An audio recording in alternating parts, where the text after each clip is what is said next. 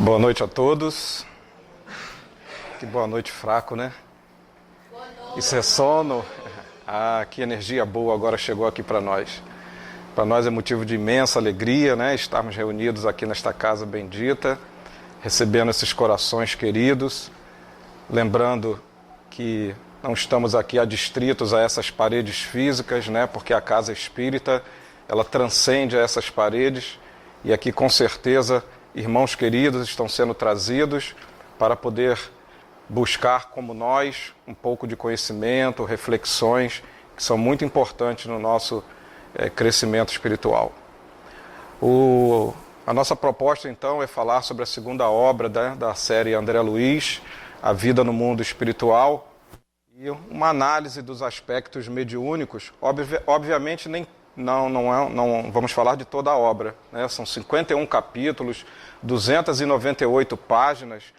Então, a nossa proposta é buscar, em alguns capítulos, né, aspectos que nós possamos analisar sobre a mediunidade em si e possamos, então, tirar essas reflexões. André Luiz ele tem uma proposta interessante nessa obra, né, como conduta doutrinária, de alertar particularmente os médios, mas a todos de uma maneira geral, sobre a necessidade de os ensinamentos recebidos da espiritualidade superior interiorizar, né? Fazer aquela reforma interior tão necessária que, segundo ele, para não sermos surpreendidos quando retornarmos à pátria espiritual. Bom, André Luiz, a gente sabe que a primeira obra da série foi Nosso Lar, e ele mesmo relata, né, quando da sua desencarnação, o retorno à vida espiritual, né, nas regiões umbralinas, e passando um longo período de expiação, ele foi resgatado por uma equipe socorrista da colônia Nosso Lar. E em lá chegando, ele pôde se harmonizar, se equilibrar, receber todo o tratamento necessário, até que, chegado um determinado momento, ele passou a trabalhar lá nas câmaras de retificação de um dos ministérios lá da cidade espiritual, chamado Ministério da Regeneração. Passou um longo período ali labutando, trabalhando, se melhorando, se aperfeiçoando, e segundo ele mesmo relata, chegado um determinado momento da sua presença na colônia, na cidade espiritual, ele começou a perceber uma certa renovação interior. A gente sabe que ele ficou um longo período até visitando a sua família na crosta, quando assim era permitido, e ele passou um bom período também ajudando essa sua família na crosta terrestre. Mas chegou um determinado momento que ele sentiu que algo novo acontecia com ele. Ele sentia que aquelas inquietações, e particularmente aquele tédio, a recordação da família, já não incomodavam tanto. E percebendo essa modificação, né, ele procurou Narcisa, que era a sua orientadora nas câmaras de retificação, e Tobias, que era um dos seus companheiros de trabalho, relatando, e a própria Narcisa declara para ele que o que estava ocorrendo verdadeiramente era uma renovação mental, e que indicava para ele novos rumos, novos serviços, quiçá pudesse ele desenvolver serviços no Ministério da Comunicação. E Tobias, seu companheiro, também confirmou essa situação, dizendo que ele já tinha bastante horas de trabalho e que ele intercederia junto ao ministro Genésio para que ele pudesse ser encaminhado para o Ministério da Comunicação. Assim fez e recebeu a aquiescência do ministro Genésio, informou André Luiz o ocorrido e, então, André Luiz, ele, juntamente com Tobias, se encaminha para o Ministério da Comunicação para encontrar com Aniceto. E ele explica que Aniceto é um lidador do Ministério da Comunicação, um trabalhador, mas que já havia passado pelo Ministério da Regeneração, por um longo tempo em serviços sacrificiais no Ministério do Auxílio, e que agora, naquele momento, ele pertencia ao Ministério da Comunicação e tinha uma importante função de instrutor no Centro de Mensageiros. Departamento esse daquele ministério que era responsável por formar, capacitar, instruir irmãos nossos que mais tarde retornariam à vida carnal para os serviços de intercâmbio mediúnico. E chegando à presença de Aniceto, Aniceto recebeu com muito carinho, com muita atenção, Tobias explicou toda aquela situação e foi aceito no Ministério da Comunicação, e Aniceto então recomenda a Tobias que no dia seguinte ele fosse com André Luiz para levá-lo ao Ministério da Comunicação, particularmente naquele departamento chamado Centro de Mensageiros. E lá chegando André Luiz, ele encontra uma assembleia numa sala, num salão enorme, né, pessoas conversando, e ele chega nessa assembleia e, num determinado momento, ele relata o seguinte para nós. Capítulo 5, ouvindo instruções. Hoje, explicou o nosso orientador, no caso Aniceto, teremos a palavra de Telésforo, antigo lidador da comunicação, que pediu a presença de todos os aprendizes do trabalho de intercâmbio entre nós e os irmãos encarnados. Telésforo atingiu o assunto principal que o levara até ali. Conversaremos sobre as necessidades da representação de nossa colônia nos trabalhos terrestres. Referimos-nos às laboriosas atividades da comunicação. E prossegue Telésforo. Vemos nesta reunião grande parte dos cooperadores de nosso lar que faliram nas missões da mediunidade e da doutrinação, bem como outros muitos colegas que se preparam para provas dessa natureza. Então veja que a advertência, né, a fala de Telésforo, ela é bastante significativa, bastante séria, porque naquela assembleia ali se encontravam irmãos nossos que em existências anteriores faliram nas missões da mediunidade e da doutrinação, bem como também alguns trabalhadores que estavam sendo preparados para as lides do intercâmbio mediúnico. E aqui, meus irmãos, eu grifei a palavra mediunidade, doutrinação, mas toda vez que leio mediunidade, eu me reporto à questão do conceito da mediunidade na visão espírita. Vejo muitos dos nossos trabalhadores, sem nenhuma conotação de crítica, obviamente, se ater a um conceito muito simples da mediunidade.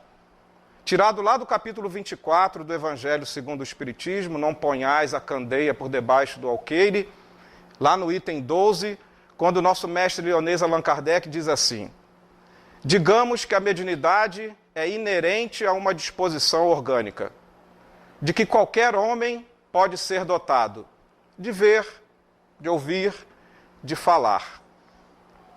Quando eu via esse conceito, né, a mediunidade é inerente, é própria a uma disposição orgânica, ou seja, é própria ao corpo físico. E a pergunta que eu fiz de mim para comigo mesmo foi a seguinte, e quando desencarnamos, que nos desligamos desse corpo físico, o que acontece com essa faculdade? Não há mediunidade? Retornamos à pátria espiritual sem a faculdade? Busquei pesquisar para ver se eu encontrava a resposta. Na obra O Consolador, Emmanuel, lá na questão 382, foi perguntado o seguinte para ele, qual a verdadeira definição da mediunidade? E Emmanuel respondeu, a mediunidade é aquela luz que seria derramada sobre toda a carne. Sendo luz que brilha na carne, a mediunidade é atributo do espírito, patrimônio da alma imortal. Isso me acendeu uma luz. Emmanuel diz que é aquela luz que brilha na carne. É atributo, é faculdade do espírito. Patrimônio são aquisições que jamais se perdem. Patrimônio da alma imortal.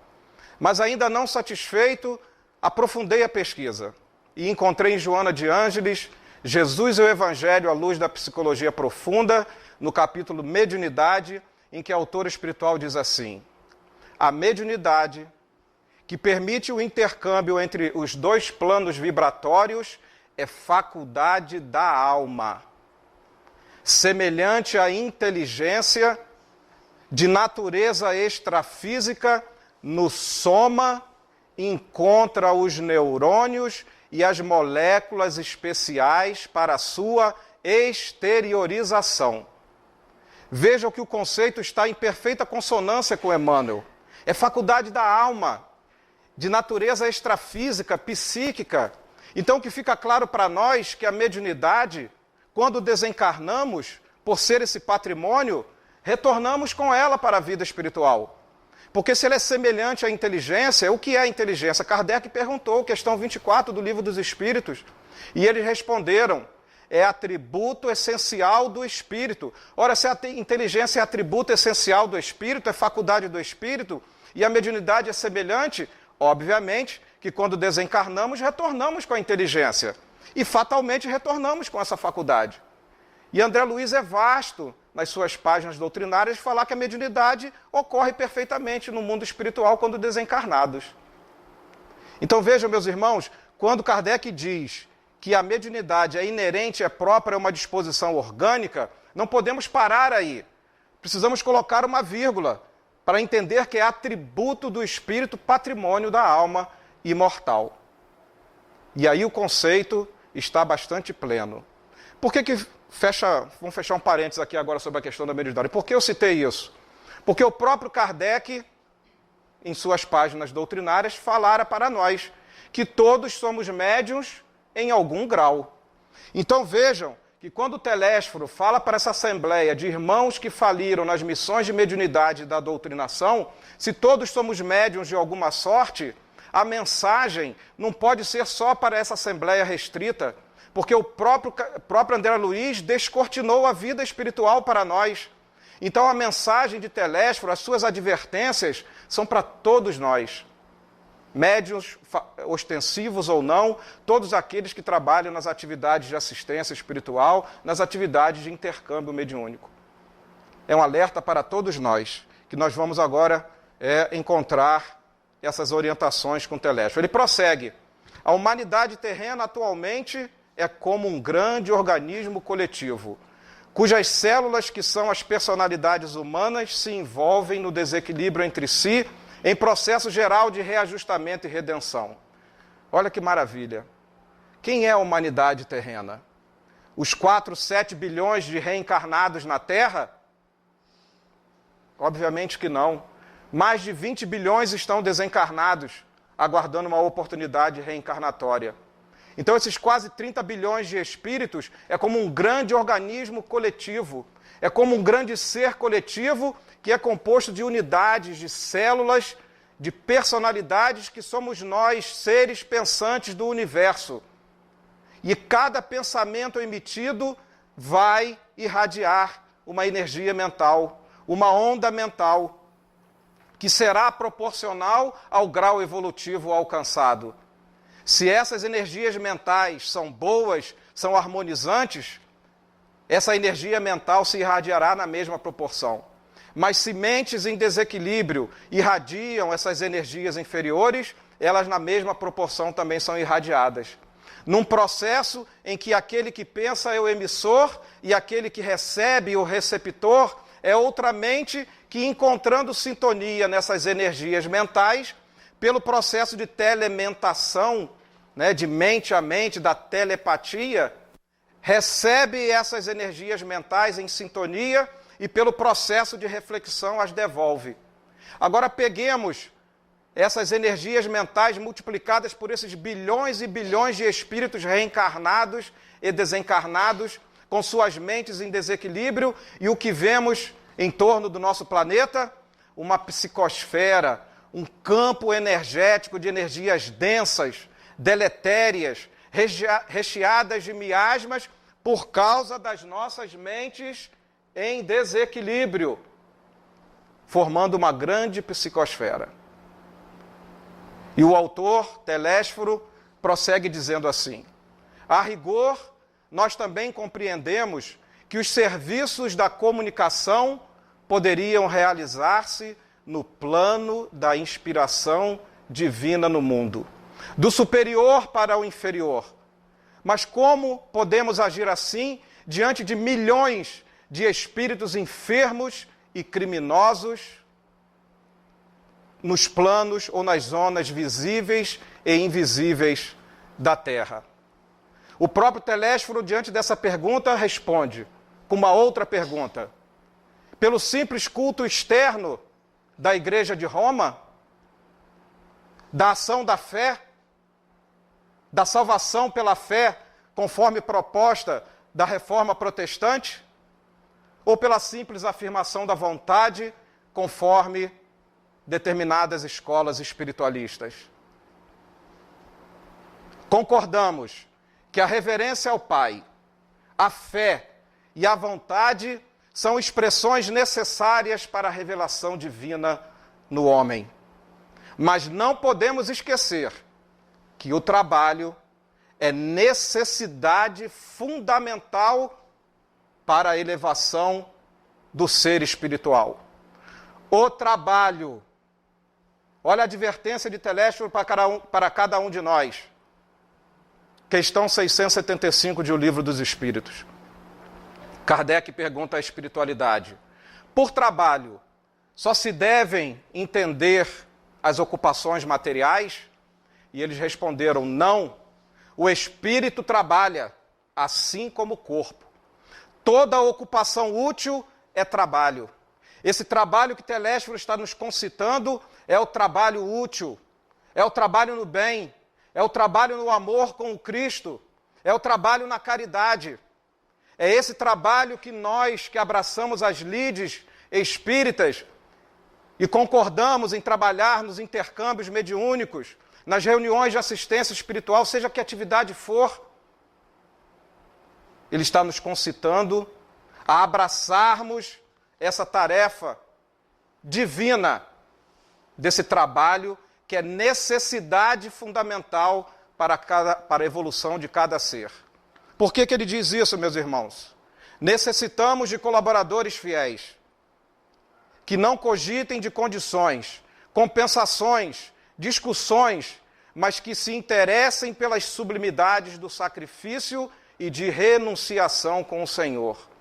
Quando abraçamos a causa, quando no nosso planejamento reencarnatório assumimos essas posturas, porque quem sabe se um de nós, ou mais de um de nós, estava nessa assembleia com Telésforo, porque o próprio André Luiz diz: essa reunião, essa atividade é uma cópia fiel de várias cidades espirituais que estão nas diferentes esferas do planeta. Telésforo nos concita como colaboradores, como cooperadores que desejam realmente trabalhar a fidelidade no trabalho com Jesus, sem impor condições, compensações e discussões. Fica essa reflexão, meus irmãos, porque obviamente eu não estou aqui para apontar nem erros nem defeitos, senão os meus próprios. Mas quando no trabalho, quando convidado à casa espírita para o trabalho, como que eu estou trabalhando? Que condições eu estou trabalhando? Como que está o meu preparo, a minha dedicação? O que eu espero quando trabalho nas lides espiritistas? O que eu espero? Alguma compensação? Algum recurso? Alguma ajuda? Como que estão as nossas discussões? Estéreis? Sem sentido? Ou as nossas discussões são edificantes? Fica essa reflexão para todos nós, meus irmãos. Prossegue Telésforo: irmãos nossos, prosseguiu, fazem-se ouvir na terra gritos comovedores de sofrimento. Meus irmãos, a espiritualidade tem nos avisado constantemente que dezenas de irmãos chegariam às portas das casas espíritas com profundas dores do corpo e da alma. Muitos sem compreender ainda o que está acontecendo, em processos obsessivos, profundos ou não, mas esperando encontrar na recepção da casa aquele acolhimento, aquele abraço fraterno, a orientação confortadora e ser encaminhado para as atividades da casa espírita para que ela verdadeiramente possa ser lenificada, orientada, amparada por cada um de nós que nos comprometemos a esse trabalho útil com o Cristo. Necessitamos de servidores que desejem integrar-se na escola evangélica da renúncia. Horas, dias, meses, anos, qual o dia da semana, qual a condição, qual a compensação? Fidelidade com o Cristo. Renúncia, devotamento, A abnegação. A causa geral dos desastres mediúnicos é a ausência. Olha o que Telésforo coloca para aquela assembleia de espíritos que faliram no campo da mediunidade e da doutrinação. A causa geral das nossas falências é a ausência, primeiro, da noção de responsabilidade, porque responsabilidade exige devotamento, renúncia, fidelidade, trabalho no bem, e a ausência da recordação do dever a cumprir. Essas são as causas gerais que ele está relatando para aquela assembleia de espíritos que faliram em suas missões de intercâmbio mediúnico, seja como médiuns, seja como doutrinadores. Quando o Senhor vos enviava possibilidades materiais para o necessário, regressáveis à ambição desmedida. Muitas das vezes no nosso planejamento vêm os bens materiais, tudo de acordo, tudo conforme, para que nós pudéssemos realmente nos desenvolvermos em nossas atividades, mas o ter começa a se sobrepujar sobre o ser. E a decisão é nossa, porque o livre-arbítrio é nosso. O que desejamos? Ter ou ser? Ante o acréscimo de misericórdia, de trabalho intensificado, começamos a ser convidados. Jesus convida a todos. E aí começa os convites, vamos para a área tal da casa espírita, vamos fazer o curso de passe, vamos trabalhar nos serviços de ação e promoção social, vamos aos infortúnios ocultos, vamos aliviar as dores, participemos das reuniões de assistência espiritual, sejamos expositores, não importa. Os convites vão chegando e o que acontece? A existência cômoda. Junto às experiências afetivas, preferistes os desvios sexuais. Os meios midiáticos estão aí para quem quiser ver o que tem acontecido, né? Ao lado da família, voltastes à tirania doméstica, sob interesses da vida eterna, sobrepusestes sugestões inferiores da preguiça e da vaidade. Como médiuns, muito de vós preferis a inconsciência de vós mesmos. Aqueles falidos lá naquela assembleia, exatamente são muitos falidos por causa da insistência de manter essa inconsciência de não querer trabalhar como médium. Porque falidos em existências anteriores trazem no seu psiquismo o sentimento de culpa. E acabamos entrando nas desculpas, né, no medo. Trabalhar na mediunidade, não estou pronto. Não estou preparado. Eu tenho várias reencarnações para trabalhar na mediunidade. A decisão é nossa. Mas lembremos dessa assembleia que Telésforo está se referindo, né, meus irmãos? Como doutrinadores, formuláveis conceitos para exportação, jamais para uso próprio.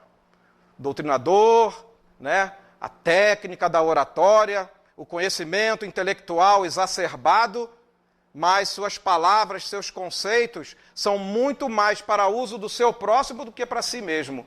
E aí retornamos para a vida espiritual como? Como falidos na missão.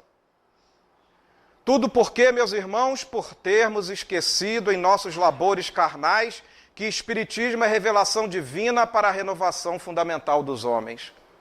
O caráter da revelação espírita é duplo. Ele tem o caráter da revelação divina porque seus princípios doutrinários foram trazidos pelos espíritos superiores prepostos do Cristo. Mas tem o caráter de revelação divina porque Deus permite que nós, espíritos ainda bastante imperfeitos, divulguemos e ensinemos esses postulados maravilhosos. Com esses dois caracteres, melhor dizendo, temos essa oportunidade maravilhosa de quê? De renovarmos fundamentalmente nós, homens, espíritos imortais. Contudo, não abandonemos nossos deveres a meio da tarefa. E olha que isso acontece bastante, hein? Voltemos ao campo retificando as semeaduras. Necessitamos de servidores de boa vontade, leais ao espírito da fé. Não serão admitidos os que não desejarem conhecer a glória oculta da cruz do testemunho, nem atendem aqui os que se aproximem com objetivos diferentes. Não esqueçamos desse modo o Calvário de nosso Senhor, convictos de que toda saída dos planos mais baixos deve ser uma subida para a esfera superior. São as advertências de Telésforo. E ninguém espere subir espiritualmente sem esforço, sem suor, sem lágrimas, sem renúncia, sem devotamento, sem fidelidade, sem responsabilidade e o esquecimento do cumprimento a dever, a cumprir, melhor dizendo. Nesse momento, cessou a preleção de Telésforo. E eu, todo suado, com os olhos arregalados, falei, graças a Deus. É brincadeira, obviamente, né, meus irmãos? Que a coisa é muito séria. E eu estou dividindo com vocês essa mensagem maravilhosa desse espírito nobre, lidador do Ministério da Comunicação de nosso lar. Agora, meus irmãos, eu vou apresentar 2 estudos de caso para vocês que vão corroborar essas palavras de Telésforo. Mesmo que eu intercedesse para falar alguma coisa, essas palavras, esses estudos de caso, esses relatos pessoais falarão por si só o porquê da falência de muitos irmãos nossos. Muitos grupos se mantinham em palestra interessante e educativa, observando eu, André Luiz, que quase todos comentavam as derrotas sofridas na terra. Fiz quanto pude, exclamava uma velhinha simpática para 2 companheiras que a escutavam atentamente. No entanto, os laços de família são muito fortes. Algo se fazia ouvir sempre com voz muito alta em meu espírito, compelindo-me ao desempenho da tarefa. Mas e o marido? E a esposa? E os filhos? E o trabalho? E a falta de tempo? E o irmão? E o cunhado? Nunca se conformou. Se os enfermos me procuravam no receituário comum, agravava-se-lhe a neurastenia. Se os companheiros de doutrina me convidavam aos estudos evangélicos, revoltava-se ciumento. Chegava a mobilizar minhas filhas contra mim, como seria possível atender a obrigações mediúnicas. Todavia ponderou uma das senhoras que parecia mais segura de si. Sempre temos recursos, pretextos para fugir às culpas. Há de convir que com o socorro da boa vontade, sempre lhe ficariam alguns minutos na semana e algumas pequenas oportunidades para fazer o bem. Talvez pudesse conquistar o entendimento do esposo, a colaboração afetuosa das filhas, se trabalhasse em silêncio, mostrando sincera disposição para o sacrifício. Nossos atos, Mariana, são muito mais contagiosos que as nossas palavras. Sim, concordo com a observação. Em verdade, nunca pude sofrer a incompreensão dos meus sem reclamar. Para trabalharmos com eficiência, tornou a companheira sensata, é preciso saber calar antes de tudo. Reflitamos sobre esse estudo de caso, que é um testemunho, né, de um daqueles espíritos que estava na Assembleia. Vejamos agora esse caso do Monteiro. O nosso Monteiro tem grande experiência do assunto. Sim, confirmou ele, experiência não me falta. Também andei às tontas nas semeaduras terrestres. Como sabem, é muito difícil escapar à influência do meio quando em luta na carne. Mas como, indaga André Luiz, interessado em consolidar conhecimentos? É que na multiplicidade de fenômenos e as singularidades, as particularidades mediúnicas reservam surpresas de vulto a qualquer doutrinador que possua mais raciocínio na cabeça que sentimento no coração. A advertência é dura e é séria. Muitos de nós, né, nessa função de doutrinador, muito preocupados só com a intelectualidade, só com o conhecimento, que é importantíssimo, porque o conhecimento nos liberta, mas só ele, pura e simplesmente, não provoca o efeito esperado. É preciso permear essa intelectualidade, é preciso permear esse conhecimento com as energias do sentimento, as energias amorosas, Porque Kardec coloca lá no capítulo 9 do Evangelho segundo o Espiritismo, nas instruções dos Espíritos à lei do amor, o ponto delicado do sentimento é o amor. Basta conhecimento, se não aplicamos a esse conhecimento a moralidade do Cristo e associamos a todo esse conhecimento o carinho, o afeto, o amor, a atenção. Em todos os tempos, o vício intelectual pode desviar qualquer trabalhador, mais entusiasmado que sincero. E foi o que me aconteceu. Foi o que aconteceu com Monteiro. Não preciso esclarecer que também parti de nosso lar no outro tempo em missão de entendimento espiritual. Não ia para estimular fenômenos, mas para colaborar na iluminação de companheiros encarnados e desencarnados. Sob meu controle direto estavam alguns médiuns de efeitos físicos, além de outros a psicografia e a incorporação. E tamanho era o fascínio que o comércio com o invisível exercia sobre mim, que me distraí completamente quanto à essência moral da doutrina. Tínhamos 4 reuniões semanais, às quais comparecia com assiduidade absoluta, e em todas. Confesso que experimentava certa volúpia, prazer, na assistência aos desencantados de condição inferior. Para todos eles tinha longas dissertações decoradas na ponta da língua. Aos sofredores fazia ver que padeciam por culpa própria. Já pensou? Na doutrinação, na evangelização, você dizer que o espírito que está desalentado, sofrido, que ele está assim por culpa dele. Cadê a fraternidade? Cadê a caridade? Cadê a essência do amor nesse conhecimento? Aos embusteiros recomendava a extensão da mentira criminosa. Os casos de obsessão mereciam ardor apaixonado. Estimava enfrentar obsessores cruéis para reduzi-los a zero no campo da argumentação pesada. O apego às manifestações exteriores desorientou-me por completo, acendia luzes para os outros, esquecendo a mim mesmo. Somente aqui de volta pude verificar a extensão da minha cegueira, diz Monteiro. Concitava os perturbados invisíveis a conservarem serenidade, para daí a instantes repreender senhoras humildes presentes à reunião, quando não podiam conter o pranto de algum pequenino enfermo. De desvio em desvio, a angina encontrou-me absolutamente distraído da realidade essencial. Passei para cá, qual demente necessitado de hospício. Aqueles que ele doutrinava, aqueles que ele evangelizava, ao retornar à pátria espiritual, estavam esperando por eles. Lembra das palavras, dos ensinamentos? Que você só falava da boca para fora e não exercia? E agora? Exercita a paciência. Você é culpado pelo que você fez. E isso está na literatura, está na própria obra, não sou eu que estou falando não, tá, gente? Tarde reconhecia que abusara das sublimes faculdades do verbo. Como ensinar sem exemplo? Dirigir sem amor?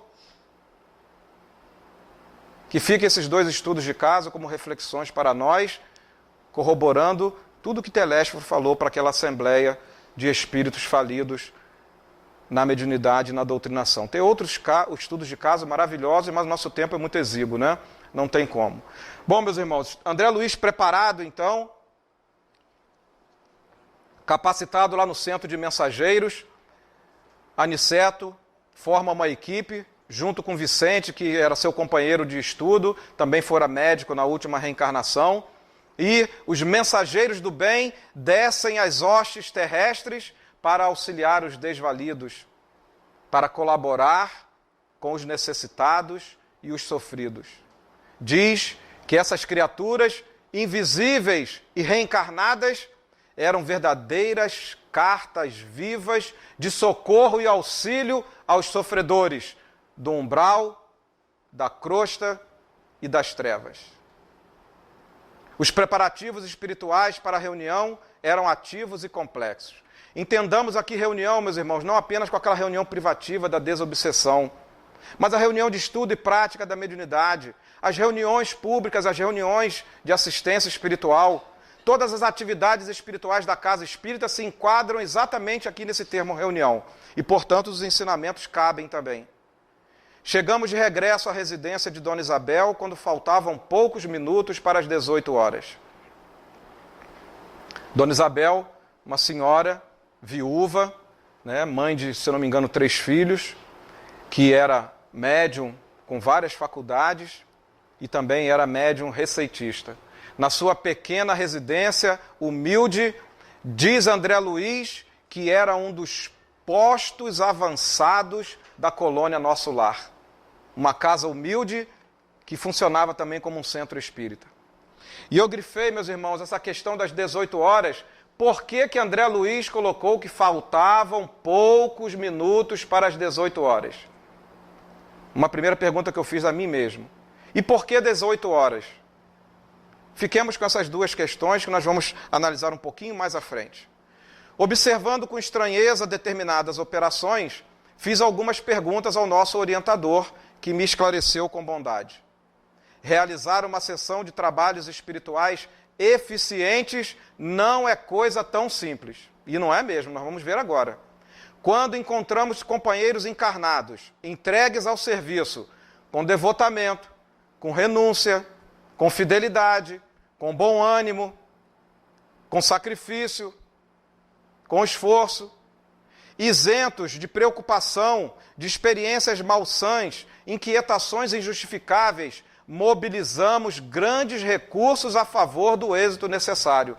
Então veja o nosso compromisso, aquela responsabilidade que fez muitos de nós falirmos, aquela ausência do cumprimento do dever, se, ao contrário de não assim agirmos, mas agirmos trazendo preocupações, inquietações injustificáveis para a seara do trabalho, se nós não buscarmos eliminar essas questões para o bom andamento do trabalho, o que vai ocorrer na reunião? Com certeza, obstáculos enormes para a espiritualidade que está fazendo a sua parte, como nós vamos ver. Continuei reparando as laboriosas atividades de alguns irmãos que dividiam a sala de modo singular, utilizando longas faixas fluídicas. Vamos ver o que é essas faixas fluídicas, né? Veja que aqui, na ambiência espiritual, nossos irmãos, trabalhadores do plano espiritual, com equipamentos, né, realizando trabalhos, que nós vamos ver que tipo de trabalho é esse que eles estão realizando. O que são essas faixas fluídicas? Aniceto veio em socorro da minha perplexidade, explicando atencioso: estes amigos estão promovendo a obra de preservação e vigilância.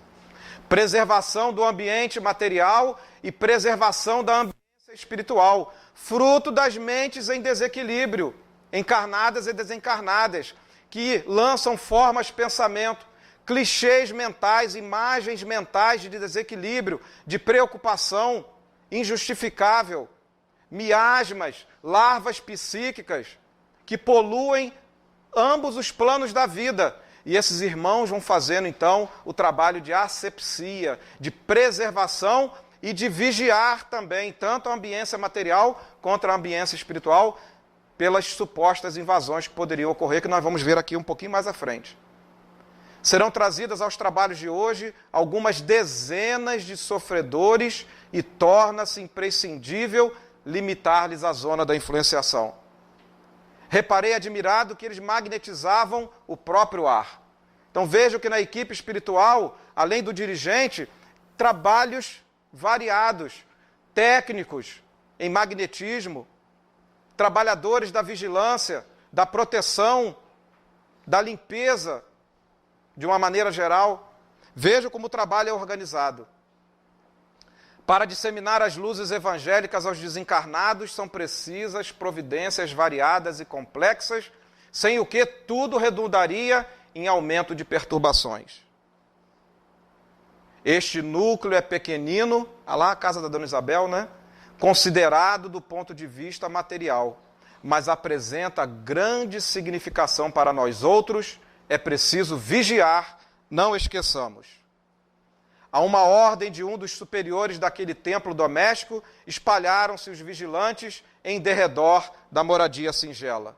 Então vejam, meus irmãos, aquelas faixas fluídicas são proteções magnéticas que fazem a espíritos desordeiros chefe das trevas, que revoltados porque esses irmãos sofredores estão sendo atendidos nas casas espíritas, vêm atacar. E se não tivesse essa proteção, essas faixas fluídicas, eles atacariam. Mais ainda, vejam irmãos sendo recebidos do lado de fora, como se fosse feito um atendimento fraterno, sendo conduzido para diversas dependências no plano espiritual. Os desencarnados chegando, muitos são médios sem saber e arrastam essa quantidade de espíritos sofredores que entram em sintonia com essas mentes em desequilíbrio e adentram a reunião, adentram a casa espírita para serem atendidos. Essa é a ambiência espiritual, plano material, em perfeita harmonia com o plano espiritual. Nos menores detalhes estava a nobre supervisão dos benfeitores. Em tudo, ordem, serviço, simplicidade. O nome chama-se planejamento prévio e organização. Por isso que em atividades onde não ocorre o planejamento prévio, a organização, a responsabilidade, o cumprimento a cumprir, o que acontece? Não há investimento espiritual superior.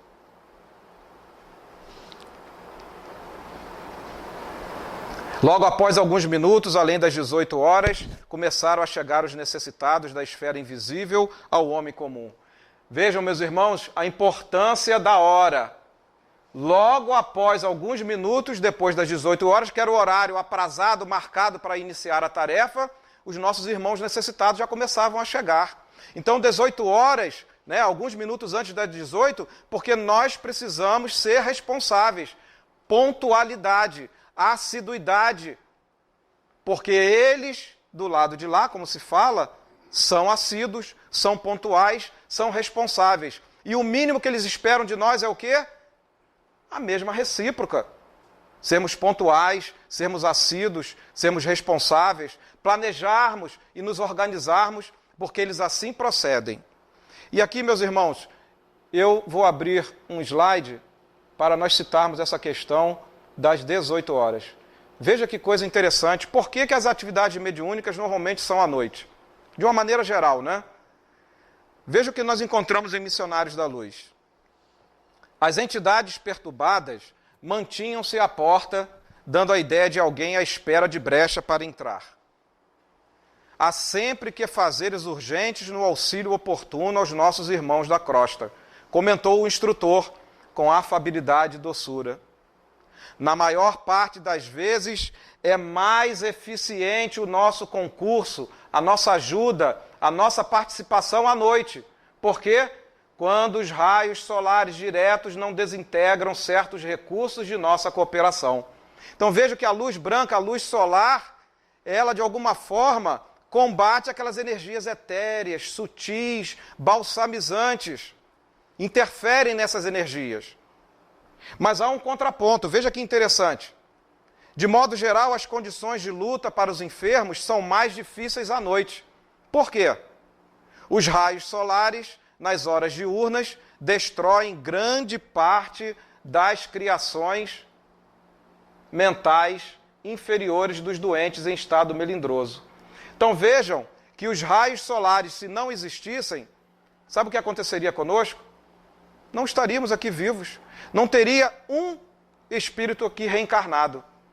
Porque as mentes em desequilíbrio provocariam toda essa ambiência perniciosa, doentia, malsã, e nós adoeceríamos e desencarnaríamos.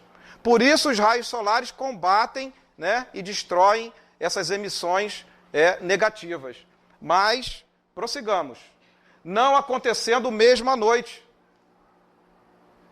quando o magnetismo lunar favorece as criações de qualquer espécie, boas ou mais. Então esse é o contraponto.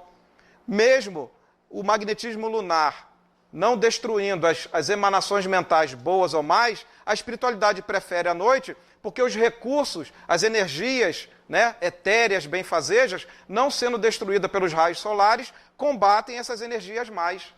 Com os recursos da ambiência, da natureza, dos irmãos presentes no trabalho, eles encontram todos esses recursos para poderem executar a tarefa a bom termo.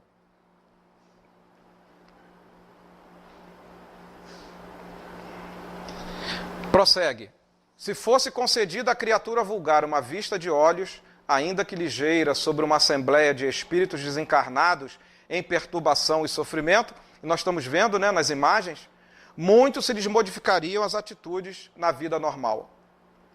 Nessa afirmativa, devemos incluir igualmente a maioria dos próprios espiritistas que frequentam as reuniões doutrinárias, alheios ao esforço autoeducativo, guardando da espiritualidade uma vaga ideia na preocupação de atender ao egoísmo habitual, o que não é mais o nosso caso, porque está descortinando através de André Luiz o que é uma ambiência espiritual numa reunião de assistência espiritual, numa reunião de intercâmbio mediúnico.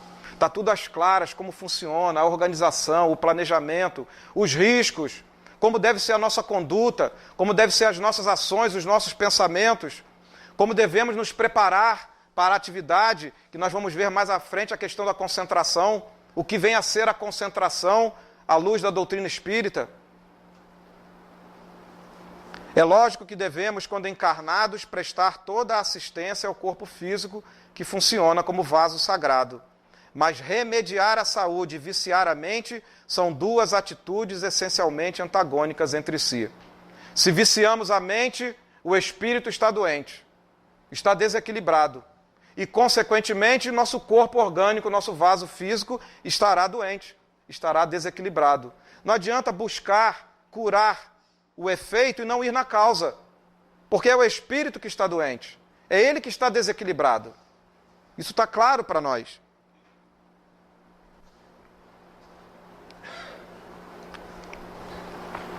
Continuamos agora no trabalho ativo.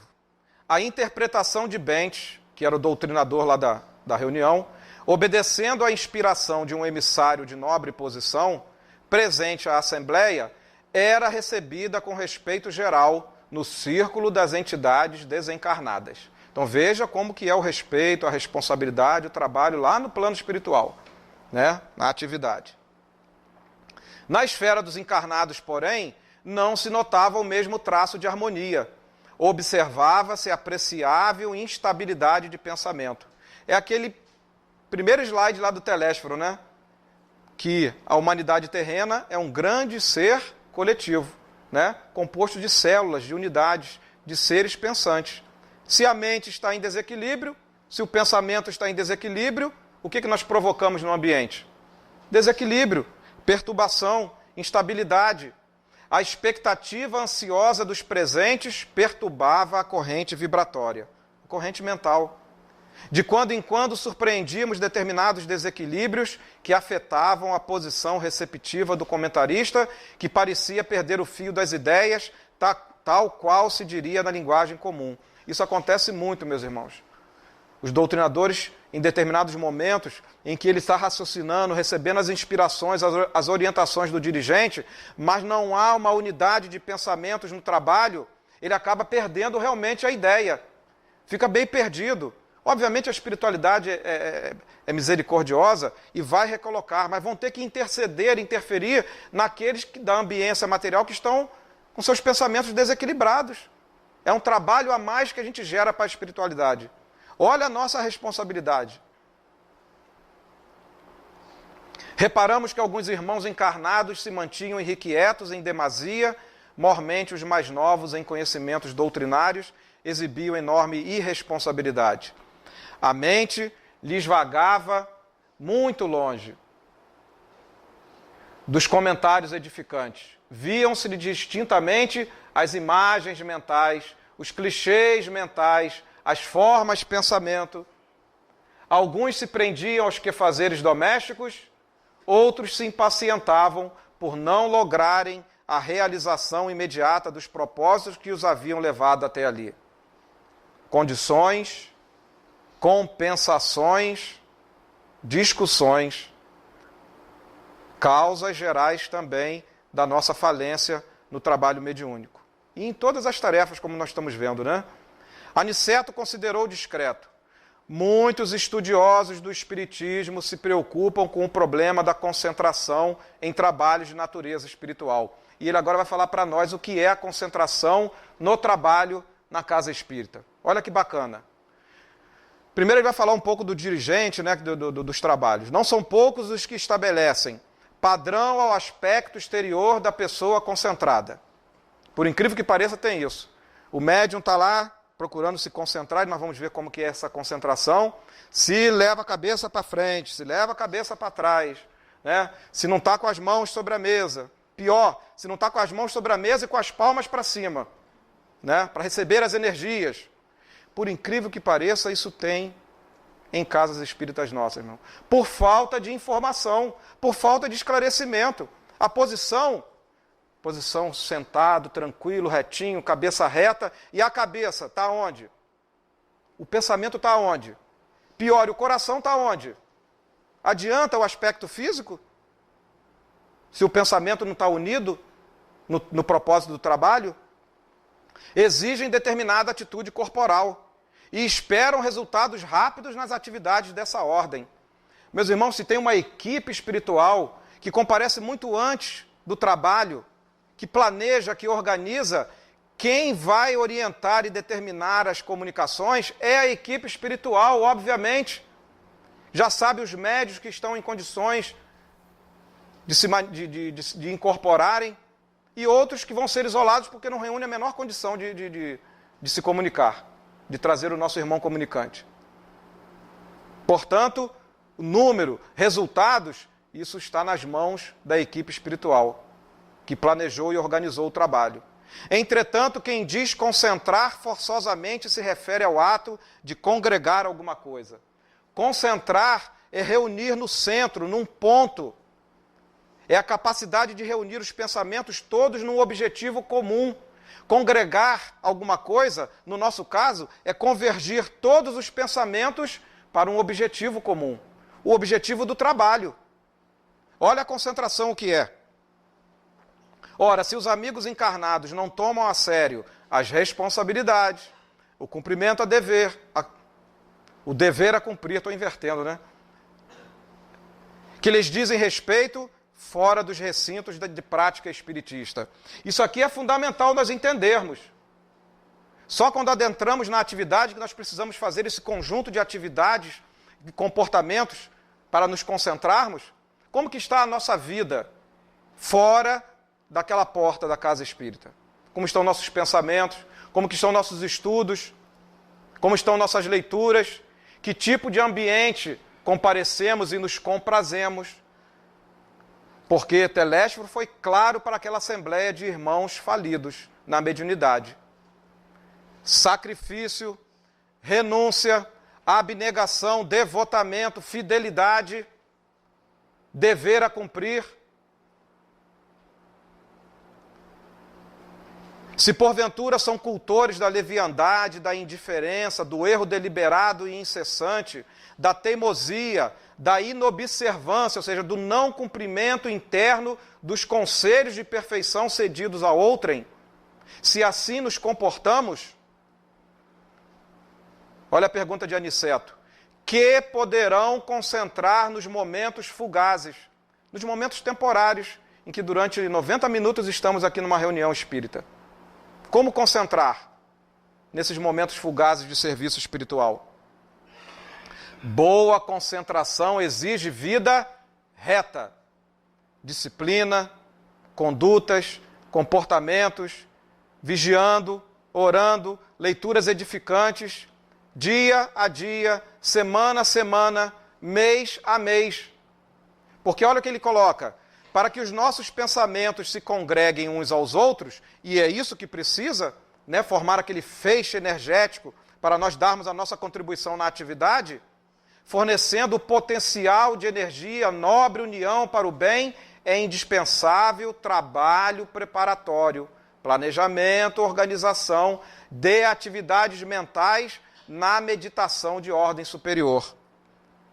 A atitude íntima de relaxamento ante as lições evangélicas recebidas não pode conferir ao cooperador a concentração de forças espirituais no serviço de elevação, tão somente porque estes se entreguem apenas por alguns minutos na semana a pensamentos compulsórios de amor cristão.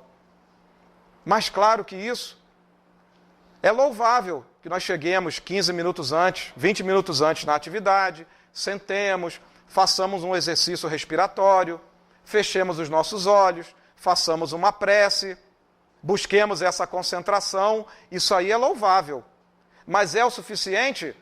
Está claro que não. A concentração é muito antes. É durante o dia a dia de nossas vidas, orando e vigiando como Jesus nos convoca. Porque o trabalho na mediunidade, o trabalho com Cristo, não é fácil, meus irmãos. Telésforo foi bem claro para toda aquela assembleia e para nós. Sem renúncia, sem sacrifício. É a reflexão para cada um de nós.